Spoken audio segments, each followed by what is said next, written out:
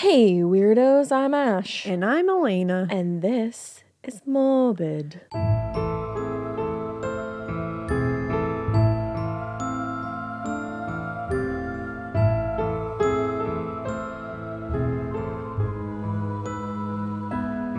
This is Morbid. It's very dreary today. It's a very fall, gloomy day, and I love it. Oh yeah, it's gloomalicious. Yesterday was even more fall. Yeah, yesterday was like super duper fall. Peak fall. And then the day before that, I was driving around at night and I was like, it looked like the 90s outside. It looks like 90s fall to me. I love when it looks like the 90s. Yesterday to me looked like the 90s. Yeah, I agree. And you know what? Even today looks a little bit like the 90s. It does look a little like the 90s. I just long for a simpler time. Yeah, I have that word that we looked up like probably a couple days ago that I don't remember, but I have it. We have that. We have the nostalgia. Or you have that, and I just you have just regular nostalgia. Have sadness for the time that I can't. What's the word? It started with an A. You're probably yelling it at me. Yeah, but I don't feel like looking it up right now. We're tired. It's been a tiring week. Yeah. We always have, something going on. There's always somebody in the hospital. There's always somebody in the hospital. Everything's fine. It's always my mom. But she's okay. She's fine. She's okay. She had the pneumonia. Yeah, she had pneumonia, which is not great to get when you're like almost 80. No, it was freaking me out because Ma is Diane Keaton. Diane Keaton and Ma are the same person, I think. They are. Like they look so much alike. They remind me of each other a lot. So when Ma got diagnosed with pneumonia, I was like really beside myself for a minute there. Yeah, she was in the hospital for over a week, so it's been a lot, but things are good now. She's doing better. She's home. Just trying to get her on the road to recovery. On the up and up. But I'm going to make her some pastina. Let me tell you. I don't know if we've mentioned this. I'm sure we have. People want my recipe. Okay, I'm going to say it again for everybody in the back. Tell them. I fully believe that Ash has magical pastina that can cure what ails you. I do. Thank you. I have this bitch make me this pastina. I don't even have her do it. She just says, "You want my pastina?" I know when somebody requires. I said it to one of your kids today, and her eyes, she isn't feeling well. Her eyes lit up, and she was like, she nodded emphatically. Like one of my kids has like just one of those small little cold and flu season viruses. Like she's completely fine. I think it was just like dry. Yeah, literally. It's probably allergies to be honest. But everybody needs a little health day. Yeah. So she was home and Ash told her she would make the pastina and she was like, yes, like hell yeah. And then I go to Ma's. It cured my COVID. It was the only thing I would eat after neurovirus. Yeah. Like it's a delicacy. Thank you. It's a delicacy. 'Tis I, Stregonona. It's true. I love that pastina. I'm just like I posted it the other day. I don't know if you saw it. I think I'm a kitchen witch. I think you are too. You know how everybody's like a certain kind of witch? Yeah. I'm a kitchen witch. I think you are. And that pastina alone. Thank you. Well, and I like to do like simmer pots and like that kind of thing, No, I think you are. Thanks. I'm going to make an apple crisp today too. Hell yeah. Let's record this because I got to get baking. I know. I want to get bacon too because I haven't made my pumpkin loaf this year yet. Can I you? always make one. Please make that today. Yeah. And I know Ma likes that too, Ma and Papa. So I will trade you pastina for pumpkin loaf. Oh yeah, I will do that. We will trade the pea dishes. And today is it's the day before Halloween. Yeah. And I have been trying to make a super spooky lunch for the girls every single day this week. You've been killing over it. the top spooky. What'd you do today? I was running out of ideas, but I really hit it out of the park today. Let's say what you already did. First, so let's see. So on Monday, mummy pizzas. I did an everything bagel, but I made it like a pizza bagel, but I made it look like mummies. That was cool. I should post pictures of these because they're real cute. Yeah. They're very easy to do. This bitch is giving Pinterest mom, but she's the gothiest goth. I like to wake up early, so that's when I do it. Yeah. Because I don't know, it's fun. Then you did Frankenstein wraps. I did Frankenstein wraps, which was just a spinach wrap, and I put hummus, cucumbers, carrot, like matchstick carrots, apples, and like a little bit of like spinach in there. Yummy. And I did like garlic hummus because they love that. And I just wrapped it up like a burrito. And then I took a food marker that I got on Amazon. You can get them. Get them. And I drew Frankenstein on it because it was green. I can only imagine all the moms out there listening to this right now. Like, yeah, Lena, my fucking kid's not going to eat matchstick carrots, red peppers, apple slices, and garlic hummus. Let me, before I come off as like, my children will eat that. They will eat that. But let me tell you, eat anything else. It's been like one of my kids is not picky at all. Mm-hmm. She will eat anything. She will try anything. She'll tell you if she doesn't like it, but she will always try it. Mm-hmm. And she's pretty open with shit. My other one, 50-50. And sometimes she's going to try it. Sometimes she's not. Sometimes she likes it. Sometimes she doesn't. She's the one you don't really know, but you have a shot. It's a toss-up. My youngest... Nothing. Is in the pickiest phase I have ever been through. And her favorite thing to do right now is to tell you something you made looks disgusting. Yeah, and she'll try to like kind of couch it because she'll be like blow. She'll be like, oh, it looks disgusting. But maybe it tastes good. Yeah. And I'm like, that's an awful thing to say. She told me my apple crisp looked, and she literally goes, that looks disgusting. And then she loved it. And she says it. She's like, it looks gross, but it tastes really good. She says that about my sweet potato streusel. Damn, girl. But yeah, so it's that for some reason, that wrap, though it happens to have a mix of things that they all do love cucumbers and carrots. There you go. And they love a hummus. Peppers. And they love apples. These Mediterranean queens. I love a Mediterranean food, so I gotta think get it's just better in their blood. At loving a Mediterranean food. So good. I'm the most feels good to eat. American bitch. I also love American fried food and McDonald's. I like a lot of shit, but I like healthy stuff too. Yeah, but it's on it. So just so you know that I'm not being like, oh, my kids will eat vegetables all the time, and they will eat everything. No. They constantly won't eat things. What did you do? That just happens to work. What did you do today? So today I did pizza skulls. Oh. So I had a skull mold that I got from Michael's. As one does. And it's like a little silicone mold of like skulls. And I used crescent rolls as the dough, and I put them in there. It's very easy. It took me 5 minutes.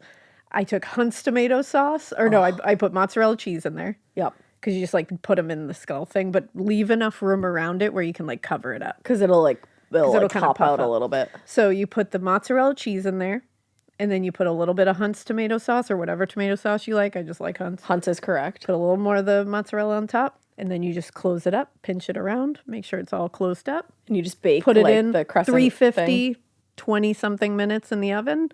And then I took like an extra step because we happen to have extra time this morning.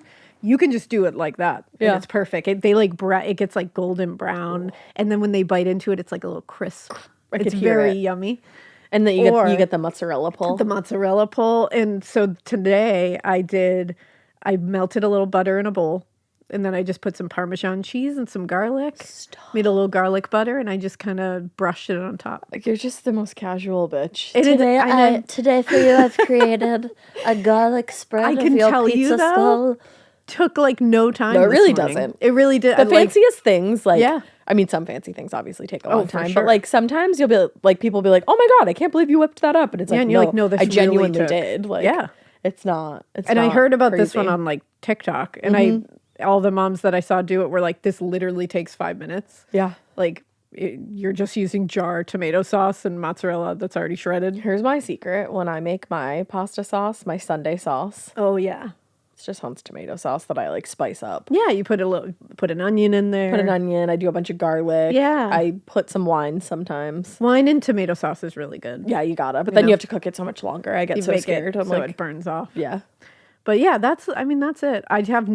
I did say I really painted myself into a corner. Why? Because I told them I was really going to knock it out of the park with breakfast tomorrow morning for Halloween. So I really got to come up with something fancy for that. Shit. Go on TikTok. Yeah, I'll figure something out. And then I also kind of used up all my lunches. So I'm like, I got to figure out what to do. You can make cinnamon buns, dye the frosting black.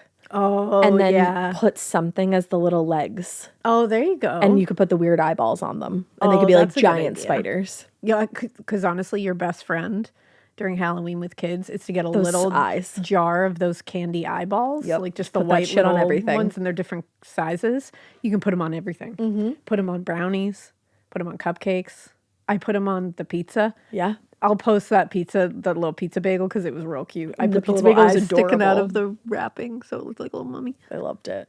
It's so much fun. I'm trying to think what else you could do tomorrow. Oh, you could make breakfast sausages and use crescent dough to make mummies again. Oh, yeah, that's a good one. Yeah. Yeah, and this is the Food Network now. I'm also going to set it up. That's also my my little tip to you is anytime you can do it like at night, like set it up at night. The best. So you can just throw it in the oven or you can like heat it up. That's what I've learned for me works really well. You got to plan ahead. Yeah, it's all trial and error. And that was our Food Network segment. It is. So I'll post those pictures. I can't wait for Halloween. I'm excited. Because it was real easy. Yeah, and it was super cute. Oh, yeah, and Drew and Ash are going to be Blanche and Sydney for Halloween. The kids have no idea. We always try to be something like that the kids will think is funny. Yeah. Like, what's the point otherwise? Yeah. And we always go trick-or-treating, too. Hell yeah. Like, we don't go to the door and everything. Let me be clear. We partake. I'm like, trick-or-treat! Imagine my grown ass showing up at your doorstep. As a dog. Trick-or-treat! They'd be like, are you okay? I love it. But yeah, we're going to be Blanche and Sid, and I'm excited to see the kids' reactions. Yeah, and John and I are finally going to be Jack and Sally. The girls have been wanting us to be Jack and Sally. So it always makes me want to sing Blink-182 at you. I know, it's true. Live like Jack and Sally if we want. Where you can always find me. We have to do it like that. Halloween on Christmas. We could go forever. Oh, great. All right. Well, spooky season isn't over yet, queens and kings. And yeah, because, it's almost over, which hurts me deeply to my core. Halloween is almost over. Spooky season isn't. Yeah, spooky season November is a state of mind. Yeah. November is spooky. I think You're correct. It's pretty fucking spooky. Yeah, it is. To be honest. But because spooky season is not over yet, we have a haunting for you today. A haunting? We're going to talk about the Hinsdale House haunting. The Hinsdale House, you say? Yeah, it's like close to our neck of the woods. It's in New York. Oh, shit. All right. Upstate. Oh, damn. So we're going to talk about the Hinsdale family, which all starts with Clara and Phil Dandy. All right. Dandy. Did I say we're going to talk about the Hinsdale family? I think just the house. Okay, hopefully I just said the house. Let me say that because they're not the Hinsdale family. It's just the Hinsdale house. I think you said the house. Okay, well, you can leave that in. And listener, you tell me what I said. So when Clara Miller met Phil Dandy in 1954, he was just getting out of the military.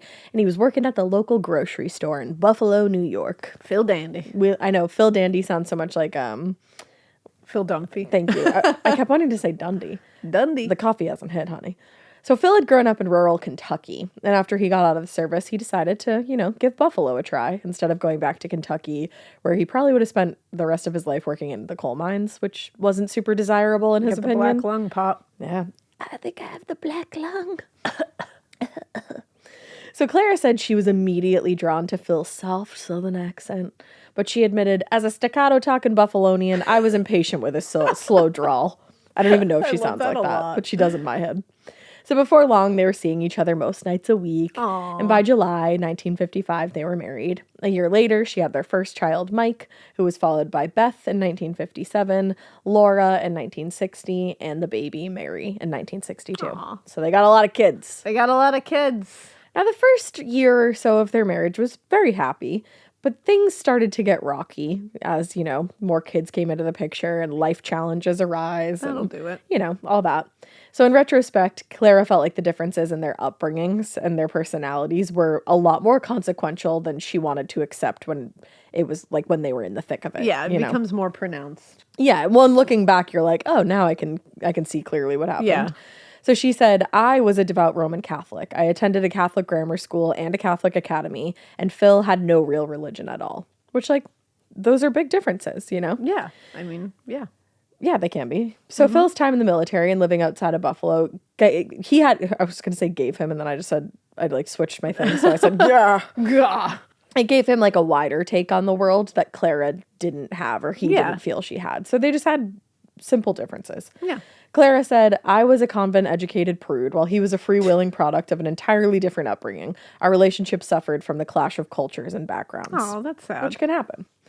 Having kids together definitely helped keep them on the same page, though, and looking toward the same goals.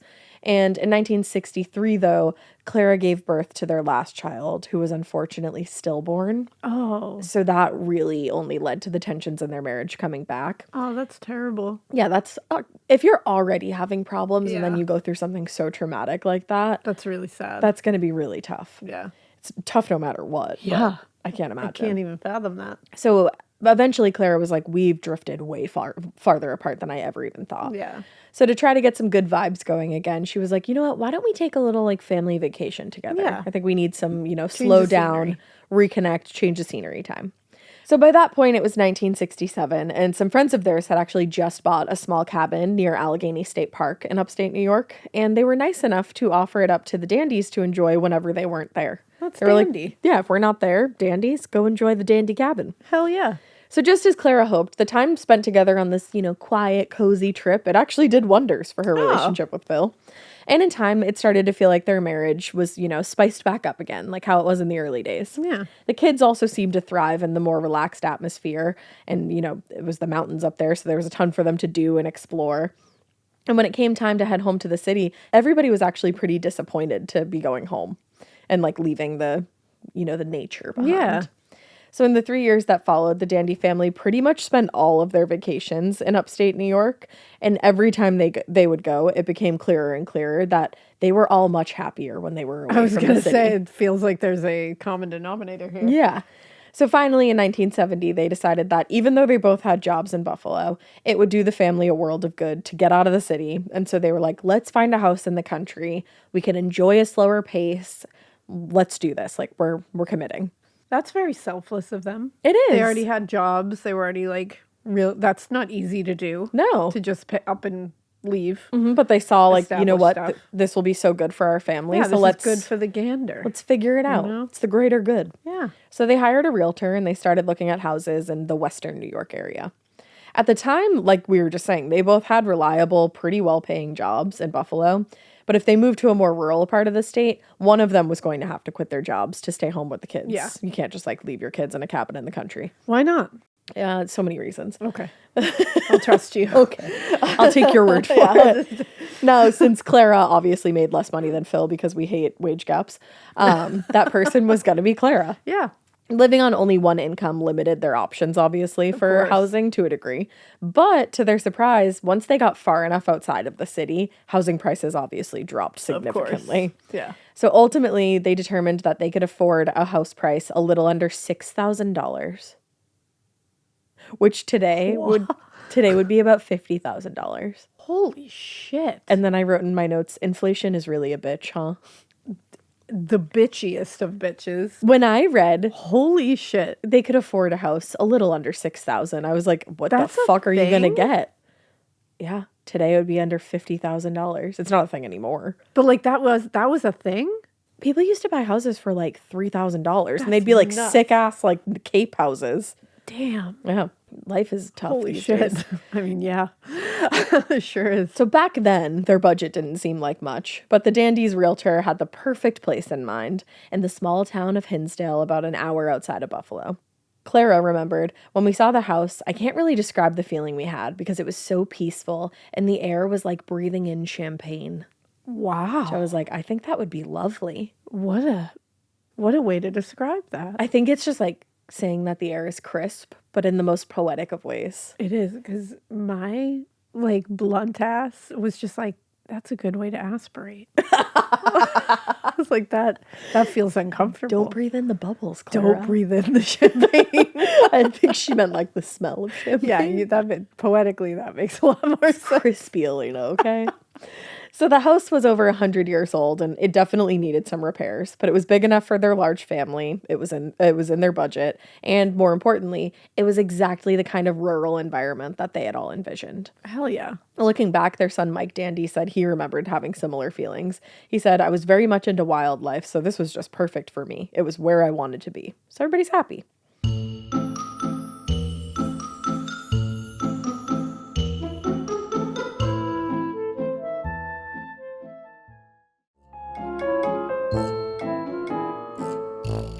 The house was situated on 8 acres of land, with the nearest house about a half a mile away. And it was like a typical 19th century American farmhouse. It's beautiful if you look it up. I was just looking it up. It really is. Yeah, it's gorge. The top floor had a large bedroom, a bathroom, a large closet. So that would be Phil and Clara's area of the house. And downstairs were the remaining bedrooms, a living room, and a nice large kitchen. The only thing that Phil and Clara hadn't expected was the crawl space underneath the stairs. Oh. Clara had always lived in, modern homes that had attics, so she had never seen a crawl space, and she really didn't like it. Yeah. She said it gave her a funny feeling. And the other strange thing was that inside the crawl space, there was a brick fireplace and a chimney that, seemed to go up into the staircase above. So it was, very strange. Yeah. Crawl houses, I think, are very, obviously New York isn't New England, but Yeah. it's, a very New Englandish vibe. Yeah. You know what I mean? Yeah. So the Dandy family moved into the house on July 18th, 1970, and Clara's parents and her younger brother Gordon was there to help. That morning, Gordon, her brother, got ahead of the moving truck. He just had some small items packed up in his car. And when he got to the house and went inside, he was horrified to find that almost every room in the house was swarming with bees. Oh. Just bees. There were so many bees that you couldn't even see out the windows, he said. Bees on bees on bees. That'd be scary. That'd be terrifying. Yeah. And in the handful of times that they had visited the house between the first time they saw it and moving day, Clara said she couldn't remember seeing a single bee in the area. But now the house was, infested with them. I hate that a lot. It's just very random and Yeah. really gross. Ugh. I don't like that at all. And also, on a side note, I was looking at the house and I was like, what does this house remind me of? It reminds me of the Liska axe murder house. Yeah, It's I very could see similar that. looking. I could definitely see that. And it's got a little bit of vibes of Hinterkaifeck as well. Yeah. Yeah. Just had to put that up. Fun. Yeah. So Good. Not good vibes. And bees. And bees. Bad vibes and bees. Yeah. Oof. Swarms and swarms of them. So according to the exterminator who came later that day, it was actually completely unnatural for bees to even swarm at that time of year. So this was even weirder. That wouldn't leave you feeling really good at all. No, because it's if this is, because when was this? Do you know? What time of the year? Yeah, it was July. July. Because I was going to say, certain times of the year, you would expect to see more bees, but you would not expect to see swarms of bees in the house. That's the thing. Swarms of them is crazy. So he was like, yeah, this is not typical. But he left, and Gordon and Clara's mother spent more than an hour sweeping up piles and piles of dead bees that were now just covering the floor. Damn. Now, in the weeks that followed, there would actually be several more run-ins with the bees, but eventually they managed to evict the hive completely. Dang. Luckily. So after moving a mass of insects from inside the house, the move-in got underway, and things actually went smoother after that. And Clara was like, yeah, I should have known it was too good to be true, especially after the bees. Yeah, especially after the bees. It didn't take long for them to get settled in, and even though she had spent her whole entire life in the city up to that point, Clara actually found that she liked being a homemaker in a more rural area. Because remember, she was working before this. Yeah. Within a few days, they met their neighbors, and they found that they had a lot in common. They had children around the same age, this, that, and the other thing. And Clara, she had some initial reservations about the move, but she was starting to think that they were going to be better off in the country. Unfortunately, that was very short-lived, that little comfort that she felt. The first bizarre incident, aside from the bees, came about a month after the move. Clara was still working at the office, actually, finishing out her last week, when she got a frantic call from her son, Mike. He and his sister Beth had been out in the field behind the house with some neighbor kids when somebody started shooting at them. What? Yeah. Somebody started shooting at them. What the fuck? Apparently, as soon as they all heard the shots, they all dropped to the ground and crawled back to the neighbor's house. What? Where they called Clara. According to Mike, none of them could see where the shooting was coming from. They just knew that it was close. And Mike told his mother that just before the shooting, they had seen the car of a man who lived about 2 miles from them and was known locally as an eccentric. And he would chase people who got too close to his property. So that he was like, maybe it's that guy, and he was upset with us or something, and he's shooting at us. So Clara reported the shooting to the state police, but nothing ever came of her report. That's fucked up. Yeah, so she was like, wow, maybe I don't love rural life. Yeah, because it's wow, cool that I just reported that somebody shot at my family and nothing happened. Yeah, my family and my neighbors, young kids, Very too. cool. The hell? About a week later, Mike was walking home with his friends Bob and Matt when they spotted what Mike later said was a tall teenage boy in the woods just walking by the road carrying a rifle. That's too rural for me. It's so rural. You know, way too rural. Much too rural. At first, Mike was like, oh, is that like a farmer, like a local farmer or something? And when he pointed him out, the other two boys were like, oh, no, that's that ghost that lives around here and is like known to walk up and down the road. I'm massively obsessed with that because I really like how casually they dropped that lore. Massively like, obsessed. Lore like that should always be dropped with not a fuck to be seen. Yeah. Like, no, that's just that guy. Oh, no. That ghost. That's a ghost with a gun who just walks up and down. Like, what the fuck? Obviously. What, you think that's a corporeal being? No. Over there? That's just a fucking ghost. So not out here in these rural streets. That would put me weirdly at ease.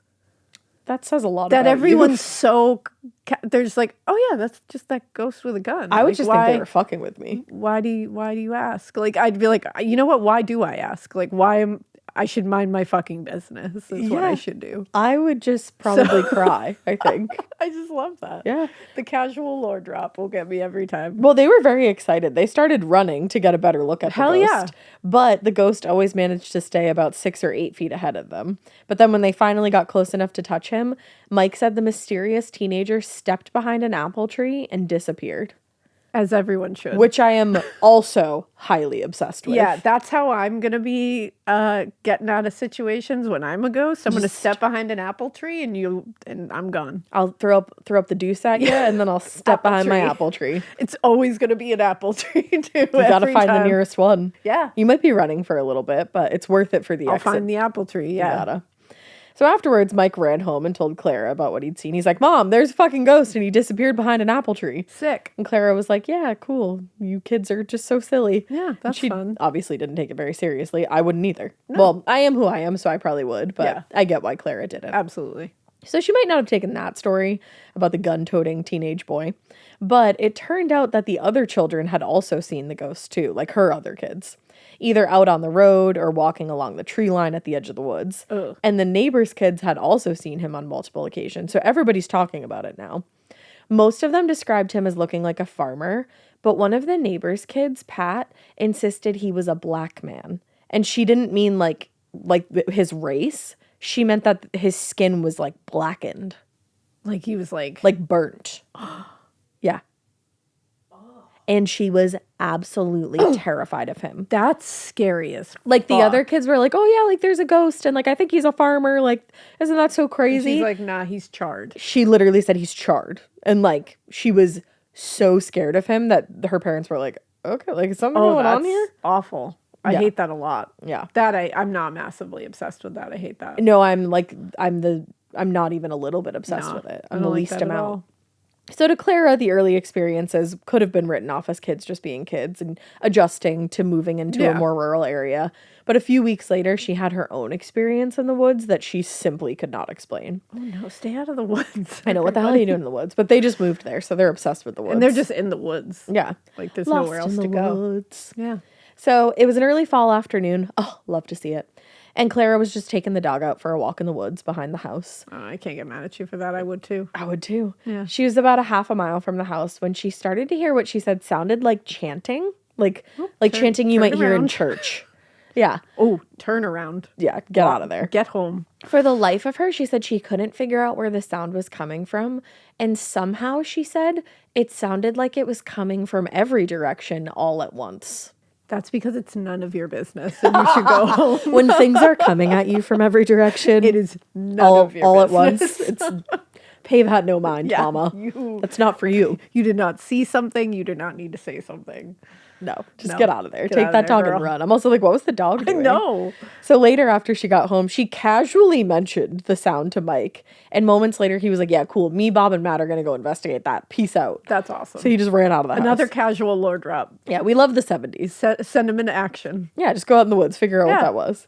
So on most occasions, the boys, like the other two boys, were game for whatever investigation that Mike wanted to undertake. Hell yeah. But this time when they got to the woods, Bob said he got an intense feeling of dread, and he was like, yeah, I'm not going any further into the woods. I'll be here. Good for him listening. So the other two were like, okay, we'll head in without you. And they just left him standing at the edge of the woods, which is almost worse than going into the woods, I think. That charred kid is patrolling the edge of the woods. Exactly. I'd be more scared of that. Me too. I don't want to run into a charred kid. No.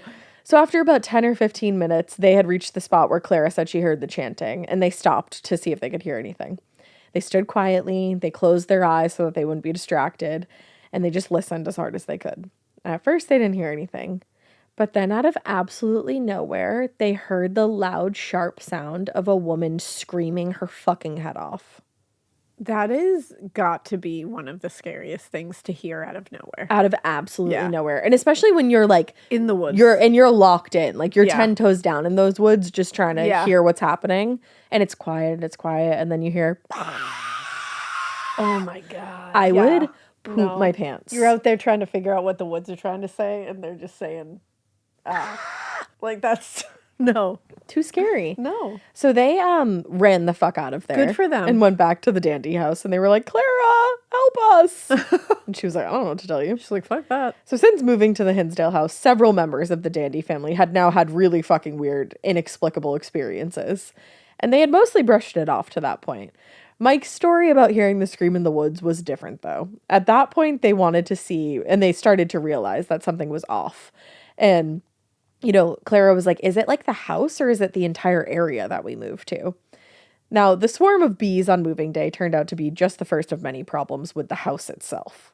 During their first winter, the main pipes leading into the house froze and broke, which was obviously super expensive to repair and very annoying because while they were getting fixed, they had to carry water from a well to the house. Which also, if you think your house is haunted, and honey, the land is also haunted, and you got to go down to a well. Oh, that's fucked up. I'm not going to a well in the middle of a haunt. No. What are you asking of me? Honey, the land. Honey, the well. Honey, the well. Honey, Samara. Yeah. Exactly. Honey, no. So after that, it seemed like things were just going wrong every other day. Within a 2-month period, the kids' 4 pet birds, a dog, and 2 guinea pigs were found dead in Mary's bedroom from unknown causes. Oh. Which, like, I'd be looking at Mary. Yeah, what the like, what's up with our kid here? I'd be real worried about Mary, first of all. And also... Second, I would want to square up with that whatever entity did that. I don't even know if this entity has hands, but it's got to figure out some way to square up. 4 birds, a dog, and 2 guinea pigs. I think those poor guinea pigs. The guinea pigs. Not the guinea pigs. Not the guinea pigs. Clutching my pearls. So that's the other thing. Things were constantly going missing, including small sums of money and jewelry from Clara's lockbox, which was locked. Oh, that's a good detail to have. You know? Holy shit. Yeah, so she said she started to feel like they weren't wanted in the house. Like she just got this distinct feeling. What gave you that idea? I don't know. Was it when they killed your pets? Was it when they killed literally every pet you've ever had? Every living thing that isn't a human in that house? And stole all your money? Yeah. But because it seemed like a lot of the unfortunate mishaps had reasonable explanations, maybe the more bizarre occurrences didn't stand out at first, but like they were getting more and more bizarre as time went on. Yeah, that many animals end up dead in one of my kids' rooms. I'm calling someone. It's going to stand out. I'm probably going to call a psychologist first. Yeah, it's going to be top of mind. Yeah. You know, well, that's not one you have to write down to remember. No, you'll remember that for sure. And there was things even in the beginning that they were like after all these bizarre experiences had happened, they were looking back and being like, was that also like a weird fucking... Oh, of course. Like, what was that? Yeah. So there was the time a few months after they moved in where Clara and Phil came home to find that even though all the doors had been locked while they were gone, it looked like somebody had broken into the house and thrown the family's clothes all around. Oh. Like the entire family. Oh, I hate that. Mary's record player had also been smashed, but money and valuables were all untouched and in plain sight.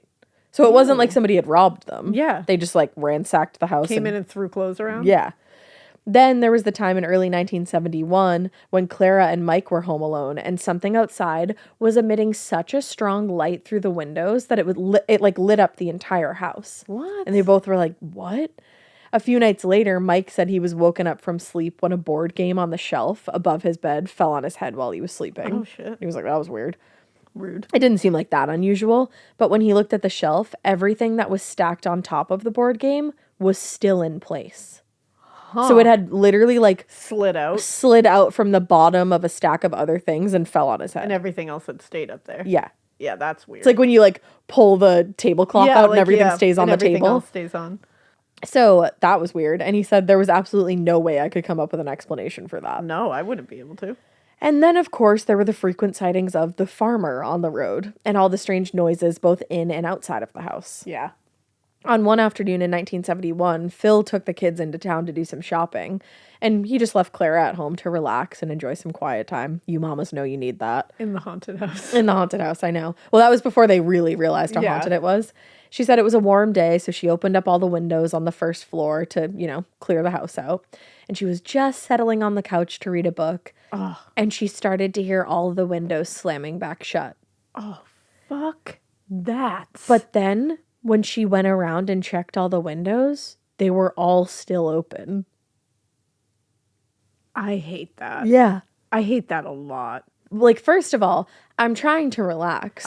I'm just sitting down with a book. I'm like, all my kids are gone. Yeah, it's like, finally when does that ever quiet happen? in this house. And then I need some fresh air, even though it's for dead people. And you're like pretending to close my windows, and you make me get up and look, and then they're not even They're not even closed. Like, closed. that's some fucked up shit. Come on, man. I don't like that. Come on. I don't like that teasing. So now that they were looking back at all of this, they were like, okay, there's definitely a pattern of like there's an escalating pattern here. For sure. So it was only when the inexplicable things started to enter the home that Clara and sort of Phil started to take things more seriously. Clara definitely took things more seriously than Phil did. One evening in July of 1973, so they'd been there for like a few years at this point, Beth, one of their older daughters, had some friends sleep over, and they were all sleeping in sleeping bags in the living room. By that time, Mike was already sleeping most nights on the couch because he found the atmosphere in his own bedroom disturbing, quote unquote. And a little before, so he was down there and the girls are down there. And a little before midnight, after they wound down and were trying to sleep, they all heard heavy footsteps walking around the kitchen, like somebody was angrily pacing in the kitchen. So Mike was like, okay, it's probably just one of the dogs maybe angrily pacing around the kitchen. Yeah, as dogs do. So Beth got up to check, and there was no one in the kitchen, human or canine.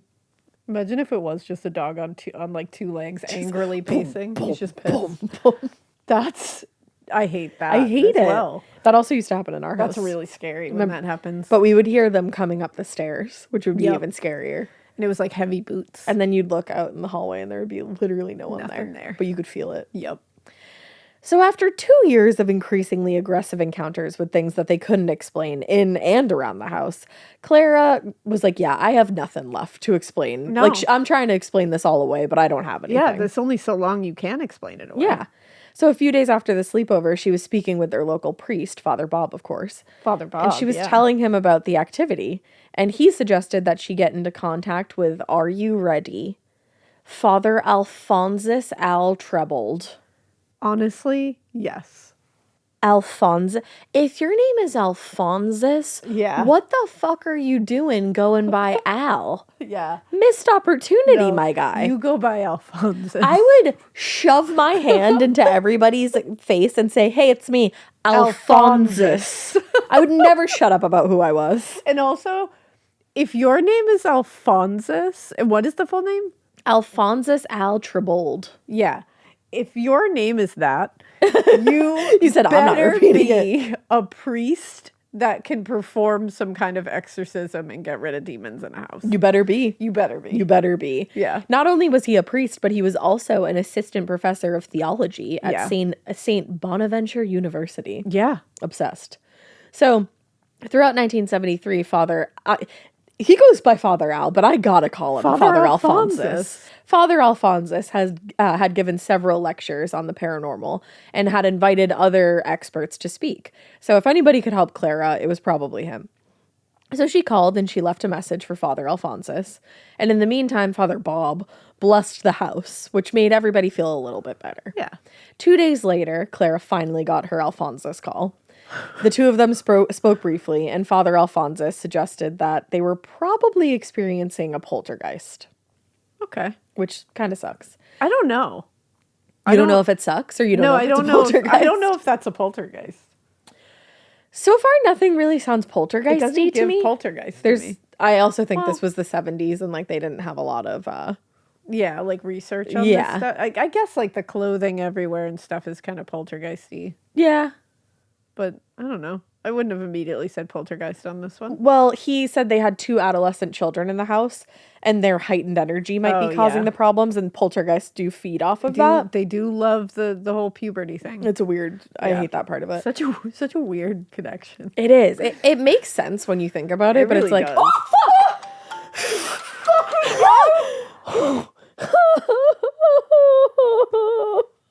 Fuck! Oh my god! Oh, my heart! Holy shit! I wish you could feel how hard my heart is beating right now. Oh my god! I actually just started crying. Fuck! Woo! All right, so now that we've recovered from that, let's find my Okay. place.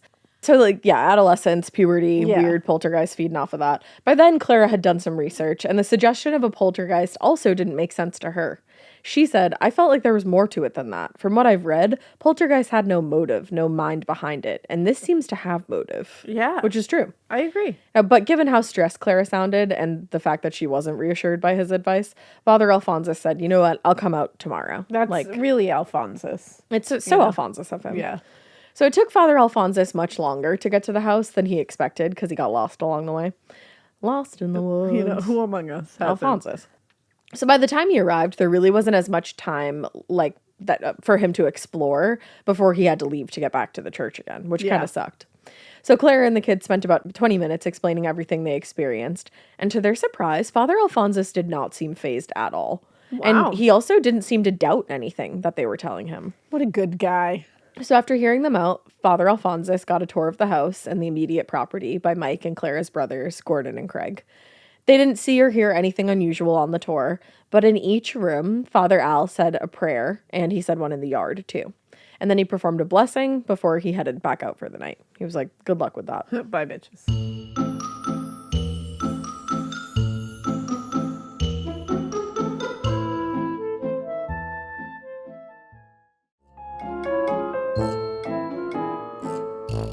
Who knows if it was the blessing or just the simple fact that somebody had listened to them without judging them. But Father Al's visit did have a calming effect on the house and the family, it seemed. Mike said it bonded us in a way because we were more together for support. And which is nice. Like, Yeah. you know, everybody realizes like something's going on. I here. like it.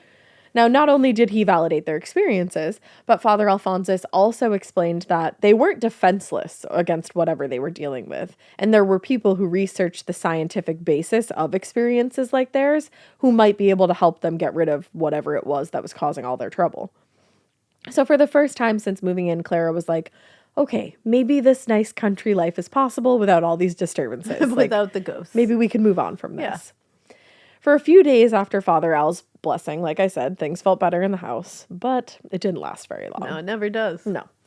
One night, less than a week after the first visit from the priest, Phil was away on a business trip, and everybody else in the house was asleep when Clara was woken up by the sound of somebody walking around on the first floor. She thought it was one of the kids, so she looked over the banister at the top of the stairs, and she saw what looked like a teenage girl walking down the hall on the first floor toward Beth's bedroom. Because remember, all the kids' bedrooms are on the first floor. Ugh. So she was like, oh, okay, must be Beth. Like, maybe she went to the bathroom. She's Yeah. going back to her room. So she turned and started to walk back to her own bedroom. But then she realized that the girl she saw was wearing a flannel nightgown. And she knew for a fact that Beth had not worn that to bed. So she was like, what? And then she was like, also, she had shorter hair than Beth now that I'm thinking of it. Oh. Like, who the fuck is this girl? Oh, that made my hair stand on end. So she ran downstairs, tore open Beth's bedroom door, and when she got inside, Beth was just fast asleep and there was nobody else there. Oh, that fucks me up. I would light the house on fire That fucks me and up. leave. Yeah. No, I don't want anything to do with that. Like, who is that? And just being half asleep and just like seeing that and being like, oh, okay, that's just one of my kids. And then just being like, wait a second. Well, and then That did not look like my child. Like, I would lose it. when that happens and you realize like, okay, like that's not one of my kids, and I just saw that person, like I saw their Yeah. form Where are they now? That's the thing. Like, are they still in the house hiding? Like, And what the fuck? Yeah, like it's like with the Sally house. It's like, Yeah. you probably part of her was like, is that an intruder or is that a ghost? Like, I don't know. Absolutely. So the experience of seeing the unfamiliar girl in the house was pretty fucking unnerving. Yeah. But Clara tried to put it out of her mind because she was like, no, the blessing worked. I'm going to have my nice country life. Fuck this. God damn it.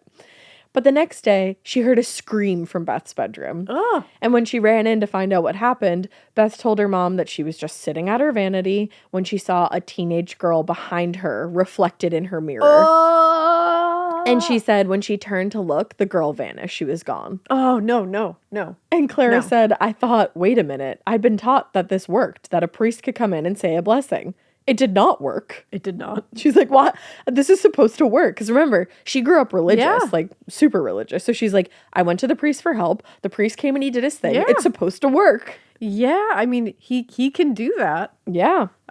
Ghosts have other But plans. the ghosts can say fuck off. Like they, The power of Christ doesn't always compel them. It's not always compelling. So, Unfortunately. Yeah. So that night, Clara called Father Alphonsus. She said, 911, Alphonsus. Alphonsus. And he said, on my way. She said the blessing didn't work. They were still experiencing the frightening phenomena. So he was like, okay, I'll come back with a paranormal expert. Like, we're gonna get this done. Big guns. Let's Exactly. Go. Yeah. So a few nights later, while Mike was staying with friends and the other kids were in bed, Clara and Phil, who was back from his business trip, they were just watching TV, and they heard a loud thud just outside the living room window. So Phil grabbed a flashlight, and they both went out to see what the fuck was outside. After looking around and finding nothing, they were like, okay, it was probably like an animal going through the trash. It's rural out here. It's rural out here. So they turned, they went back inside, and as they rounded the house in the direction of the front door, Clara casually looked up at Beth's bedroom window and saw the same girl that she had seen a few nights earlier just looking out at them. This and the charred farmer kid. You gotta go. That would send me into orbit. You gotta go. I don't.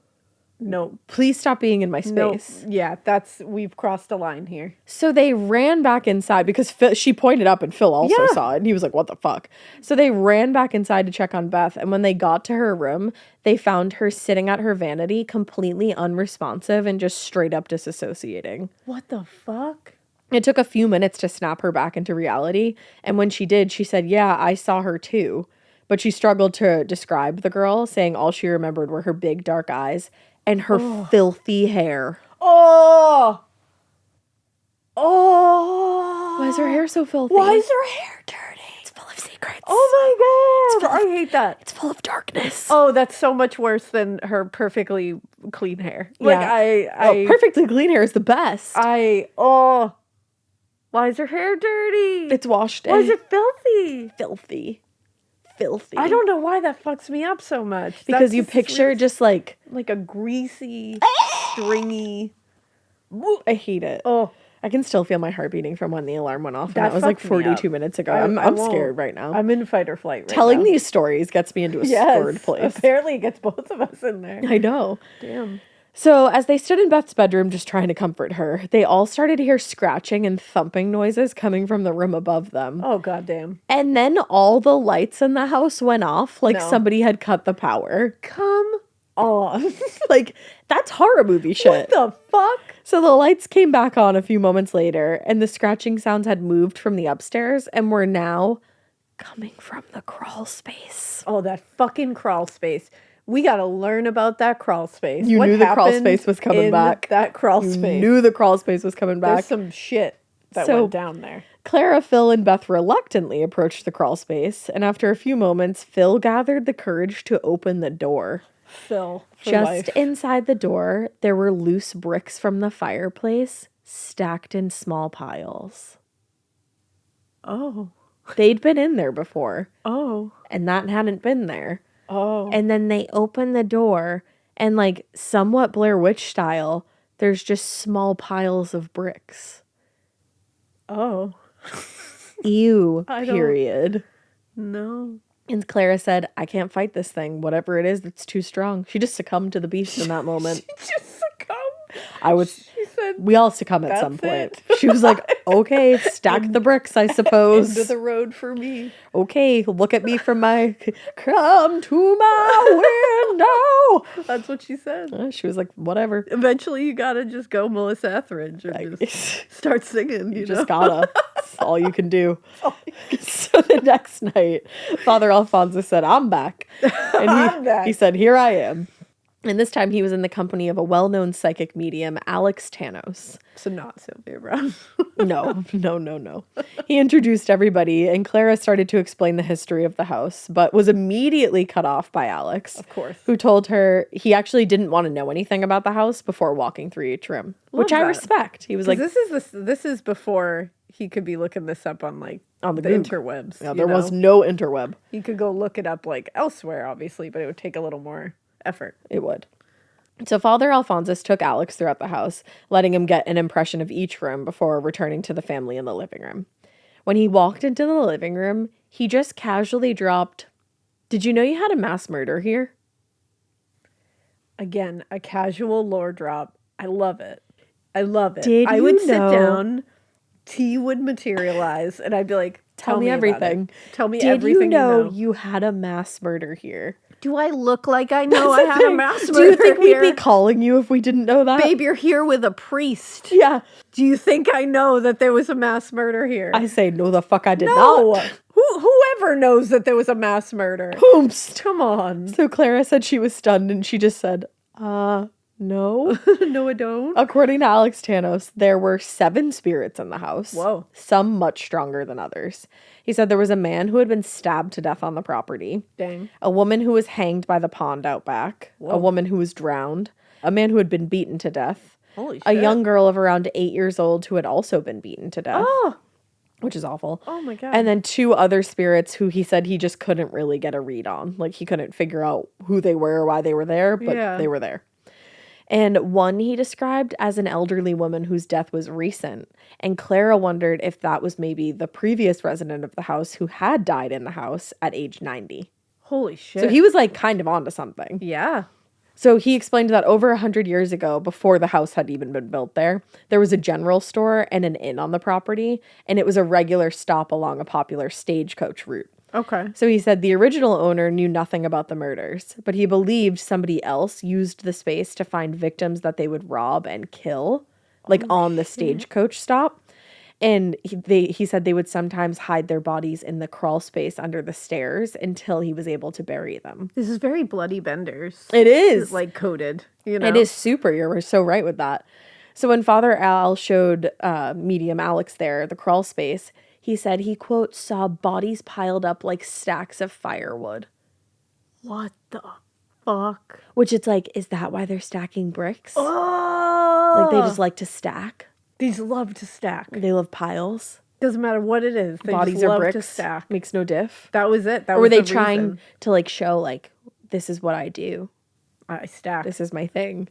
And I could stack you. This is kind of my thing. I'm a stacker. I'm kind of known for this. I stay stacking. He stays stacking. I don't know. That's fucked up. So he managed to identify a lot of the spirits in the house, but Alex was visibly drained by the end of the night, and he said he needed to rest before he could go any further. I mean, I don't blame him. So he dipped, and he told them he'd be back soon to let them know how or if they even should proceed with anything. Yeah. In the meantime, Clara and Phil started to consider the options if he wasn't able to get rid of the ghosts in the house. The strange occurrences and annoyances that they experienced when they first moved in were one thing, but now in recent months, the ghosts had actually gone after specific family members in ways that were very scary and unsettling. Yeah. But the problem was, like it is with so many other cases like this, they were living on a single income and they sunk all their money into this house because not only had they purchased the house, there was all these things that had gone wrong with it that had cost a lot of money. Yeah. Over the past 3 years.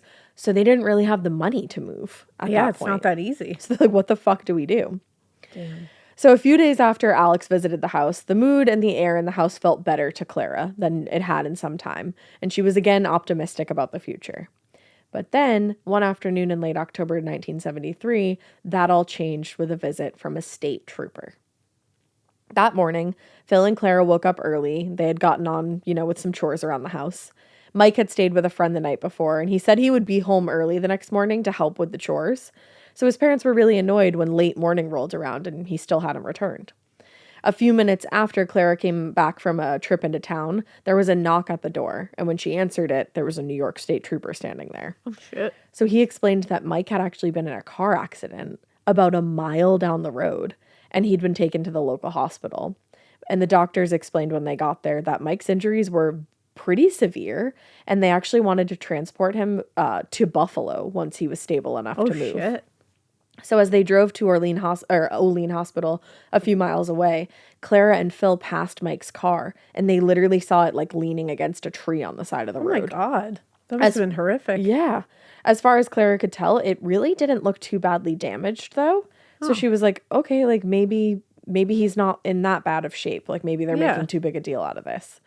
But unfortunately, when they got to the hospital, she realized things were a lot more serious. Mike had suffered a head injury, and he was also bleeding internally from a torn spleen. Holy shit. Which is crazy when you think about the fact that they saw the car and they were like, oh, it's probably not that bad. But, like, I mean, that's awful. So they said they needed to operate as soon as they could to reduce the swelling, and that after they were done with the operation, he was going to have to be placed in a medical-induced coma to let his brain heal. Oh, my God. Like, this was pretty dire. So they gave their permission, obviously, and Mike was put under. So while they waited for him to come out of surgery, they were approached by another state trooper who wanted to know if either of them knew where Mike had been coming from and who was in the car with him. And they explained, like, he was probably on his way home and he must have been alone. And that caught the trooper off guard. Because according to the paramedics who brought Mike to the hospital, he kept saying there was somebody else in the car with him right before the crash.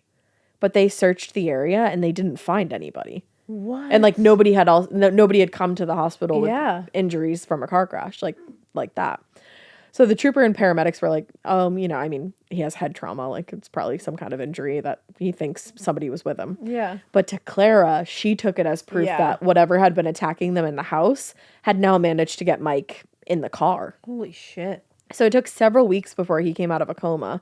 And when he did, he was suffering from temporary blindness, which is awful. Holy shit, he's really going through it. He is. So eventually they were able to bring him home, and obviously they wanted him to rest and recuperate. But as soon as he was well enough, they said they were going to contact Father Alphonsus to do something about the haunting once and for all. So by the time Mike was starting to feel like himself again, had recovered mostly, it was early 1974. And the paranormal experiences had taken such a toll on the kids that Beth had actually started to see a specialist for stress-induced ulcers. Oh my God. Things were so bad she was getting ulcers. Holy shit. And to make matters worse, Bob Curran, a writer for the Buffalo News, had written a series of articles on Father Al and his work with the paranormal that ran in late February. And the article didn't name the Dandy family specifically or provide like super easy identifiable details, but a lot of the locals were savvy enough to know that they could point out some of the details, and they figured out that it was the Hinsdale House. Oh, shit. So now they're being, like, attacked by the press, which is like, the last thing they need. Yeah. Father Al had told the outlet, I visit there a couple times a week, and they're always glad to see me because nothing ever happens when I'm there. Oh, shit. I know. So the sounded like a read to me. I know, right? The articles in the news kicked off a growing interest in the house, and with permission from the family, Father Al came to the house with Bob Curran and Bob's son, the reporter. Nobody experienced any ghostly happenings at that point in the house during the visit, but Bob's interviews with Father Al gave people a unique window to look into about just how taxing this whole thing had become and how defeated everybody was feeling.